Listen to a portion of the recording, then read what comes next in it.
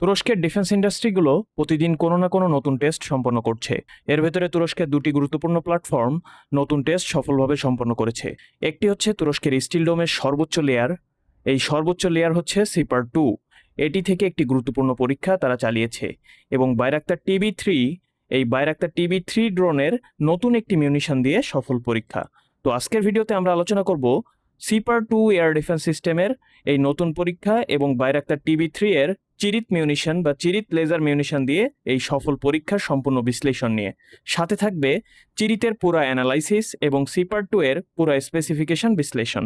আসসালামু আলাইকুম ওয়া রাহমাতুল্লাহি ওয়া বারাকাতুহু।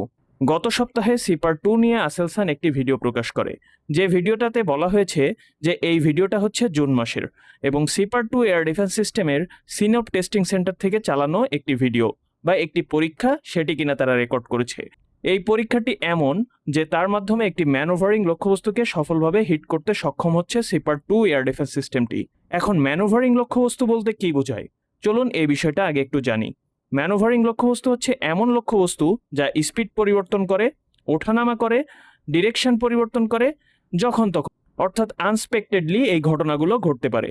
এখন সিপার এয়ার ডিফেন্স সিস্টেমটি বা সিপার 2 এয়ার ডিফেন্স সিস্টেমটি এদিন দেখা যায় প্রথম কোনো লক্ষ্যবস্তু বা লক্ষ্য প্লেন বা ড্রোন যেটি কিনা প্রথম তারা নিক্ষেপ করে, অর্থাৎ সিনপ টেস্টিং সেন্টার থেকে প্রথমে এই লক্ষ্যবস্তুটি বা লক্ষ্যবস্তু প্লেনটিকে প্রথমে নিক্ষেপ করা হয়। তারপরে সিপার 2 এয়ার ডিফেন্স সিস্টেমটি সেটি থেকে নিক্ষিপ্ত হয় রকেট বা সেটি থেকে নিক্ষিপ্ত হয় মিউনিশন। সেই মিউনিশন গিয়ে সফলভাবে আঘাত করতে সক্ষম হয়েছে সেই প্লেনটিকে বা সেই লক্ষ্যবস্তু প্লেনটিকে।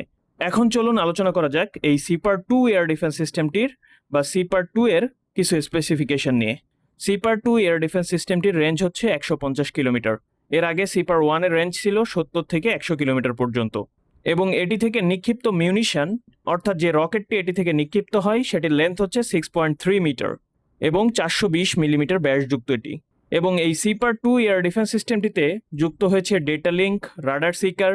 এই যে লক্ষ্যবস্তু তাড়া করে সফলভাবে আঘাত করতে সক্ষম হলো বা ম্যানোভারেবল লক্ষ্যবস্তুকে আঘাত করতে সক্ষম হলো, এই ধরনের কাজগুলো করতে এই ডেটা লিঙ্ক বা রাডার সিকারের ভূমিকা রয়েছে। এর আগেই বলেছি সিপার 2 এয়ার ডিফেন্স সিস্টেমটি হচ্ছে তুরস্কের স্টিল ডোম সিস্টেমের সবচেয়ে উঁচু পর্যায়ের বা বাইরের লেয়ারের অস্ত্র। আমরা এর আগের একটি ভিডিওতে সিপার 2 এয়ার ডিফেন্স সিস্টেম সম্পর্কে পুরোপুরি আলোচনা করেছিলাম, যেখানে আমরা বলেছিলাম যে এই এয়ার ডিফেন্স সিস্টেমটির রেঞ্জ হচ্ছে 150 কিলোমিটার। তো অনেকেই আমাকে বলেছিলেন যে এটির রেঞ্জ কমপক্ষে 250 কিলোমিটার পর্যন্ত হবে, কিন্তু যতক্ষণ না পর্যন্ত কোনো অফিসিয়াল ঘোষণা আসছে যে এটির রেঞ্জ 250 কিলোমিটার উন্নীত হয়েছে, ততক্ষণ পর্যন্ত তো আমি এটিকে বাড়িয়ে 250 কিলোমিটার বলতে পারবো না, তাই না?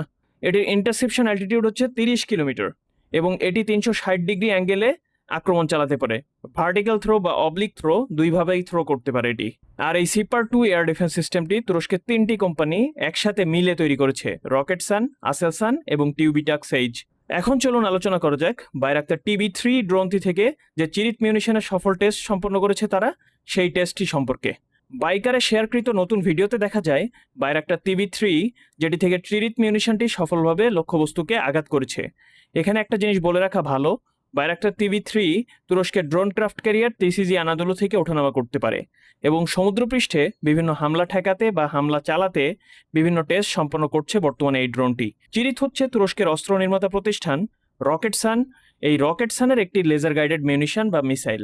এই চিরিত মিউনিশনটির আরেকটি সবচেয়ে বড় গুরুত্বপূর্ণ বিষয় হচ্ছে এই চিরিত মিউনিশনটি একটি লেজার গাইডেড মিউনিশন, অর্থাৎ এই মিউনিশনটি নিক্ষেপ করার পরে লেজার রশ্মির মাধ্যমে যেখানে আঘাত হানতে হবে সেই স্থান ট্র্যাক করে সঠিকভাবে নির্ভুলভাবে এই লক্ষ্যবস্তুতে আঘাত হানতে সক্ষম এই মিউনিশনটি। এটিকে তুরস্কের বিভিন্ন শর্ট রেঞ্জের এয়ার ডিফেন্স সিস্টেম এবং তাদের আতাক হেলিকপ্টার থেকে এর আগে সফল পরীক্ষা চালাতে দেখা যায়। এবার তারা এটিকে বাইরাক্তার TB3-তে ইন্টিগ্রেশন করে সফল হামলা চালাতে সক্ষম হলো। এর আগে বাইরাক্তার TB3 থেকে যে অস্ত্রটি সবচেয়ে বেশি পরিমাণে হামলা চালাতে দেখা গেছে সেটি হচ্ছে মাম এল বা মাম সিরিজের বিভিন্ন অস্ত্র। এবং এখন এই চিরিত দিয়ে তারা হামলা চালালো।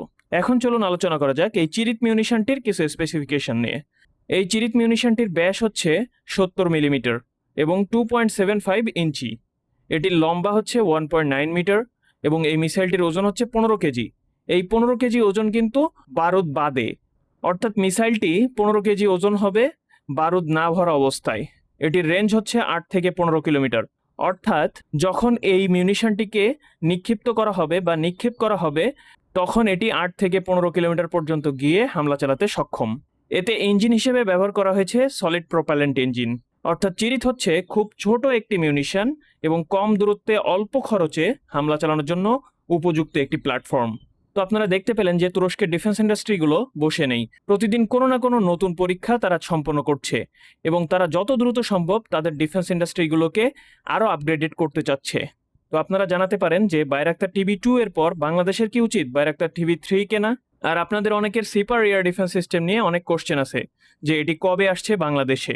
দেখুন, এই বিষয়ে ততক্ষণ পর্যন্ত আমরা কিছুই বলতে পারবো না যতক্ষণ পর্যন্ত কোনো অফিসিয়াল পক্ষ বা তুরস্ক বা বাংলাদেশের পক্ষ থেকে এমন কোনো তথ্য না দেওয়া হচ্ছে যে তারা এই জিনিসটি হাতে পেয়েছে বা তারা এই বিষয়ে কোনো চুক্তি স্বাক্ষর করেছে।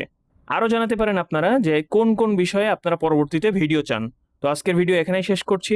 আরও এই ধরনের ডিফেন্স ও জিওপলিটিক্স রিলেটেড ভিডিও পেতে ডিফেন্স ডাইনামিক্সের সাথেই থাকুন। ডিফেন্স ডাইনামিক্স সত্য প্রচারে কুণ্ঠিত বোধ করে না।